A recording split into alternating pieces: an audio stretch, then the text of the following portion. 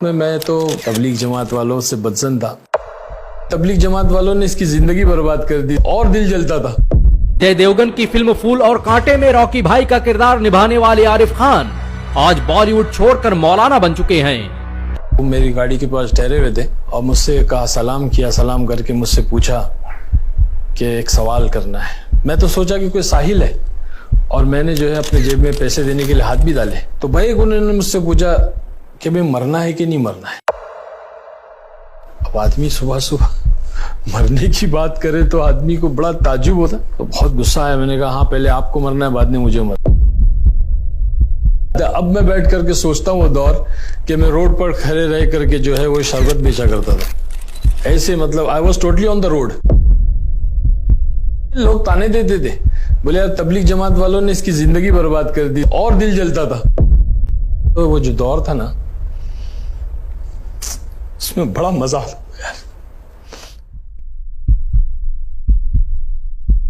محترم جناب عارف صاحب، یہ تبدیلی کیسے آئی آپ کی زندگی کے اندر؟ السلام علیکم ورحمۃ اللہ وبرکاتہ۔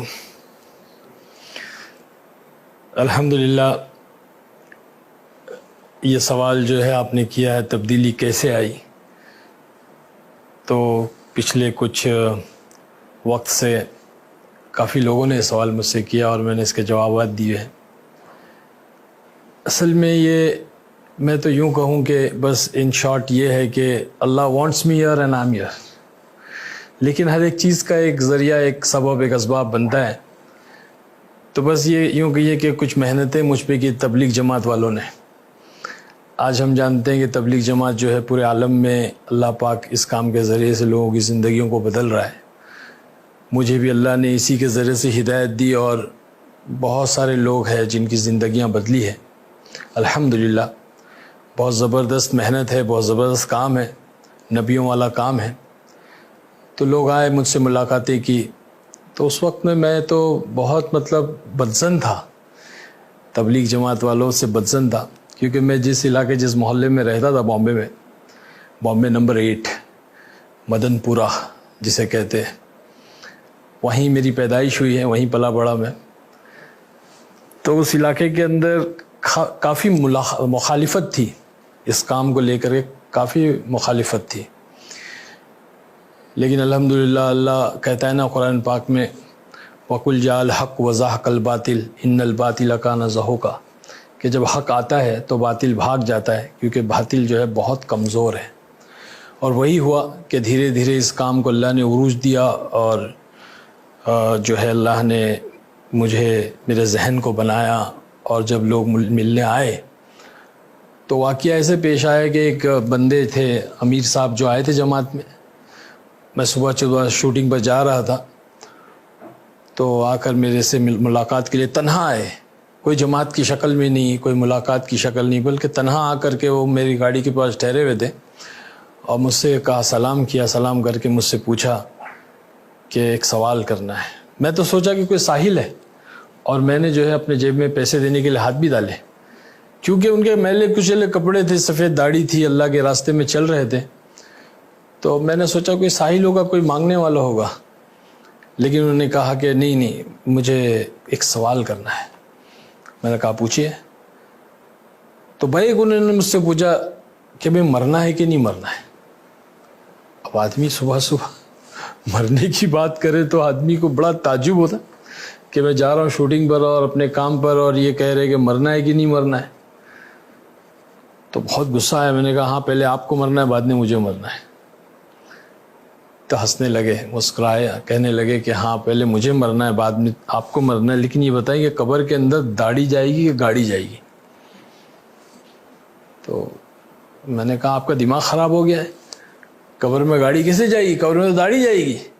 تو کہنے لگے کہ ہاں قبر میں گاڑی نہیں جائے گی، قبر میں داڑھی جائے گی، تو پھر گاڑی والی زندگی کے لیے وقت کیوں ضائع کرتے ہو، داڑھی والی زندگی کیوں نہیں اختیار کرتے، داڑھی والی زندگی تو جناب رسول اللہ صلی اللہ علیہ وسلم کی زندگی۔ بس یہ بات جو ہے دل پہ لگی، اور یہیں سے جو ہے نا رخ بدلنا شروع ہوا۔ اللہ تعالیٰ وہ کہتے ہیں نا، دل سے نکلے جو آہ اثر رکھتی ہیں، پر نہیں طاقت پرواز مگر رکھتی ہے۔ اللہ والے تھے، ان کی کچھ دل سے نکلی بات اور زبان پہ آئی اور اللہ نے میری زندگی بدل دیا. بس الحمدللہ 25 سال ہو گئے, 97 کی بات ہے. اس کے بعد سے اس کام میں جڑا تو پھر پلٹ کر نہیں دیکھا. تو 97 میں ہی آپ نے مکمل چھوڑ دیا؟ ہاں 97 میں میرا بامبے میں اجتماع ہوا, تو بہت بڑا عالمی اجتماع تھا, بینڈرا کرلا کمپلیکس کا, لاکھوں کا مجمع آیا تھا. تو وہاں پہ اللہ نے مجھے جو ہے وہ قبول کیا. 4 مہینے میں اس اجتماع میں لگا کر کے آیا تھا. تو اچانک آپ نے اس دنیا کو چھوڑا تو شاید تکلیفیں تو بہت آئی ہوگی. بہت ایسی تکلیفیں کہ بیان نہیں کر سکتا. مطلب اللہ تعالیٰ جو ہے وہ آزماتا ہے. بے شک صحابہ کو نہیں چھوڑا اللہ نے. حضور پاک صلی اللہ علیہ وسلم کے صحبت یافتہ آپ کے صحابی ہیں, ساتھی ہیں, دوست ہیں, اللہ نے نہیں چھوڑا, آزمایا. تو آپ کیسے جمے رہے پھر؟ کیا کوئی بس جمایا بھی اللہ ہی نے. یقین نہیں آتا اب میں بیٹھ کر کے سوچتا ہوں وہ دور کہ میں روڈ پر کھڑے رہ کر کے جو ہے وہ شربت بیچا کرتا تھا. ایسے مطلب I was totally on the road, راستے پہ آ گیا, میرے سب کچھ چلا گیا. تو لوگ پہچانتے نہیں تھے آپ کو؟ پہچانتے تھے, لوگ تانے دیتے تھے, بولے یار تبلیغ جماعت والوں نے اس کی زندگی برباد کر دی, اس کو جو ہے نا وہ آسمان سے گرا اور کھجور میں اٹکا, ایسی مثالیں دیتے تھے. تو اور دل جلتا تھا کہ یا اللہ میں کیسے, لیکن مزہ آتا تھا بھائی, بہت مزہ آتا تھا. وہ وقت, وہ جو دور تھا نا, اس میں بڑا مزہ آتا تھا یار. تو بیوی گھر والوں نے ساتھ دیا الحمدللہ, بیوی نے بھی ساتھ دیا. بچے تو چھوٹے تھے اس وقت میں. تو گھر والے آپ کیا چاہتے تھے؟ آپ اس دنیا میں رہے یا آپ کی تبدیلی سے وہ خوش؟ گھر والے کی تو محنت تھی, وہ تو خود چاہتی تھی اللہ کی بندی کے جو ہے وہ اس دنیا سے ہٹ جاؤں. محنت کی, کوشش کی, اللہ نے. تو پہنچے کیسے تھے آپ اس دنیا میں؟ آپ کی صلاحیت تھی یا کوئی آدمی نے آپ کو؟ دوست احباب تھے, ایک جاننے والے کچھ تھے ہمارے, وہ انہوں نے لے آ کے انٹروڈیو کرا دیا تھا پروڈیوسر سے. کلب وغیرہ میں جاتے تھے تو وہاں پہ وہ دنیش پٹیل جو تھا وہ گیملر, مطلب ان کی وہ تھی نا, کلب وغیرہ تھی. تو ہم بھی آؤٹ لائن ہی ہو گئے تھے اس زمانے میں, جوانی کا وقت تھا. تو تعلیم کیا حاصل کی تھی آپ؟ تعلیم میں نے جو ہے انٹر کیا میں نے, بس زیادہ نہیں میں نے پڑھائی کی. تو جب آپ واپس آئے تو کبھی آپ نے یہ سوچا نہیں کہ اگر میں شاید اس دنیا میں رہتا تو بہت کم آتا, یہ تکلیفیں نہیں آتی؟ کبھی زندگی میں اس طرح خیال آیا ہو؟ اس لائن میں, دعوت و تبلیغ کی لائن میں آنے کے بعد میں مستقل جو ہے نا محنت میں لگے رہے. وقت لگتا رہا, 4 مہینے چلتے رہے, حالات میں چلتے رہے, بحرون وقت لگا. تو کبھی مطلب ایسے ذہن میں کبھی ایمان کی کیفیت, یہ محنت جو ہے ایمان کے بنانے کی محنت ہے. جب آدمی اس محنت میں لگا ہوا رہتا ہے تو ایمان کی کیفیت بڑھتی رہتی ہے, اور بڑھتا ہوا ایمان جو ہے نا کبھی چیزوں کی طرف, دنیا کی طرف مائل نہیں کرتا ہے. گھٹتا ہوا ایمان دنیا کی طرف مائل کرتا ہے. تو الحمدللہ آج تک تو ایسے ہی ہوا کہ محنت میں لگے رہے, ایمان کی کیفیت بڑھتی ہے. دنیا جا رہی ہے, نہیں مل رہی ہے, ایسا کبھی خیال نہیں آیا. زندگی میں بہت سے لمحات آتے ہیں, آپ اپنی زندگی کا سب سے بہترین لمحہ کس کو تصور کرتے ہیں, یا کہہ سکتے ہیں آپ کے لیے یادگار خوش نصیب وقت تھا وہ؟ میں تو اگر میں نے کبھی اس کے بارے میں سوچا نہیں, لیکن اگر اب آپ کہہ رہے ہیں تو میں اگر سوچوں تو میرے حساب سے وہ رات تھی جب اللہ نے مجھے ہدایت دی. میں مرکز میں جب پہلی رات شوٹنگ پر سے میں ڈائریکٹ آیا تھا مرکز میں, اور وہاں قیام کیا تھا میں نے ساتھیوں کے کہنے پر. تو اس رات جو مجھے نیند ملی تھی مسجد کی چٹائی پر, وہ نیند وہ پہلی اور آخری تھی. بس اللہ نے مجھے جنت کا مزہ چکھایا. ہاں مطلب اللہ نے وہ جنت کا مزہ چکھایا کہ دیکھ یہ ہے اصل سکون جس کو کہتے. اور وہ رات کا جو ہے وہ ساتھیوں کا رونا میں نے دیکھا. پھر وہ میں نے 2 رکعت نماز پڑھی, پہلی بار تہجد, اور تہجد پڑھ کے میں نے دعا کیا, اللہ اگر یہ سچے ہیں, ان کا کام سچا ہے. ساتھی رو رہے تھے پہلی صف میں. میں نے پوچھا یار یہ کیوں رو رہے, کیا پرابلم ہے ان کو, اتنی رات کو اٹھ کے رو کیوں رہے؟ تو بولے یہ جو ہے حضور پاک صلی اللہ علیہ وسلم اسی طرح امت کے لیے رویا کرتے تھے, اور یہ بھی اس لیے رو رہے کہ یہ امت جو ہے گناہوں سے بچ کے, جہنم سے بچ کے جنت میں چلی جائے. ہمارے مولانا یونس صاحب رحمۃ اللہ علیہ پونا والے اکثر کہتے تھے کہاں ملیں گے ایسے نوکر, کہاں ملیں گے ایسے غلام, کہاں ملیں گے ایسے خادم جو اپنا لگاتے ہیں, اپنا کھپاتے ہیں, اور پھر راتوں کو اٹھ کے روتے ہیں اور کہتے ہیں اللہ معاف کر دے, معاف کر دے, جیسے کرنا تھا ویسے نہیں کیا. تو یہ عجیب و غریب محنت ہے. یہ تو خوش نصیب لمحہ تھا. زندگی کا سب سے غمگین لمحہ کون سا تھا؟ غمگین لمحہ اللہ کا شکر ہے، اللہ نے کبھی غمگین ہونے نہیں دیا اس کام میں لگنے کے بعد. اللہ نے ہمیشہ مطمئن رکھا، خوش رکھا، ہر حال میں خوش ہوں الحمدللہ. تو اس دنیا میں آنے کے بعد، اس تبدیلی کے بعد، کون سے ایسے لوگ تھے جنہوں نے آپ کا بہت ساتھ دیا، دین سیکھنے کے سلسلے میں ہو یا پھر کوئی دوسری جو دنیاوی زندگی کے اندر مسائل درپیش ہوتے ہیں ان کا سامنا کرنے کے سلسلے میں؟ سچ کہوں تو جب میں دعوت کی محنت میں لگا، حالات کے دور بھی آئے، تو ساتھ کسی نے بھی نہیں دیا بھائی. سچ ہے، یہ سچ ہے، ساتھ کسی نے بھی نہیں دیا، اور مجھے کسی سے شکایت بھی نہیں ہے، کیونکہ اس محنت کی بنیادی جو ہے وہ کلمہ ایمان لا الہ الا اللہ کے کرنے والی ذات اللہ کی ہے. تو جب حالات آئے، جب پریشانی آئی، جب کچھ ہوا تو اللہ ہی سے مانگا، اور اللہ نے کئی قسم کے عجیب عجیب ذریعے بنائے، لیکن مانگا اللہ ہی سے اور اللہ ہی کا ساتھ لیا، باقی کسی مخلوق کے پاس گئے نہیں. اس وقت کیا آپ کی مشغولیت ہے؟ ابھی بنگلور میں سیٹل ہوں ماشاءاللہ، 15-16 سال ہو گئے، اور وہاں پہ چھوٹا سا کیفے ہے، پانی کم چائے کے نام سے. یہ بامبے کا بہت مشہور ڈائلاگ ہے، پانی کم چائے. تو چائے جو ہے وہ اسی قسم کی چائے بنتی ہے اور بہت مشہور ہے. تو ایسے ماشاءاللہ 2 آؤٹ لیٹ ہیں. اللہ پاک ساری ضرورتوں کو پورا کر رہا ہے الحمدللہ. دعوت و تبلیغ میں آنے کے بعد بڑی شخصیات میں کن سے آپ کا خاص تعلق رہا؟ بڑی شخصیات میں تو مولانا طارق جمیل صاحب سے کافی تعلقات رہے، ملاقاتیں بھی رہی اور فون پہ بھی تعلقات، رابطہ.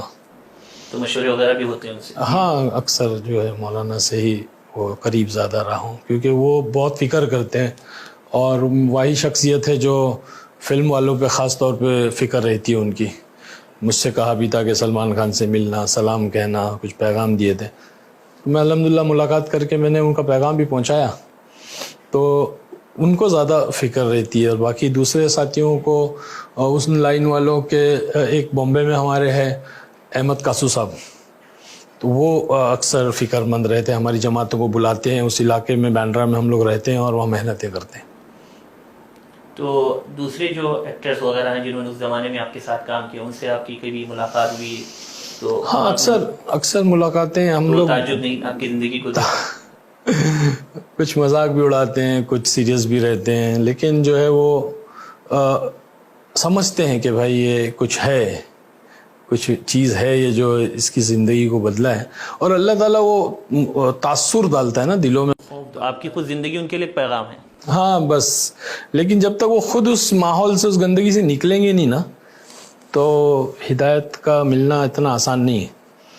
اور وہ کہتے ہیں نا کہ اگر وہ ہیرا گندگی میں پڑا ہوا ہے، آپ اس کے اوپر کتنا بھی پانی ڈالو، گٹر میں پڑا ہوا ہے تو گٹر میں ہی رہے گا، وہ گندا پاک نہیں ہوگا. وہ پاک کرنے کے لیے اس کو نکالنا پڑے گا. ہیرے کو نکال کر کے اس کے اوپر ایک گلاس پانی ڈالو گے تو صاف ہو جائے گا.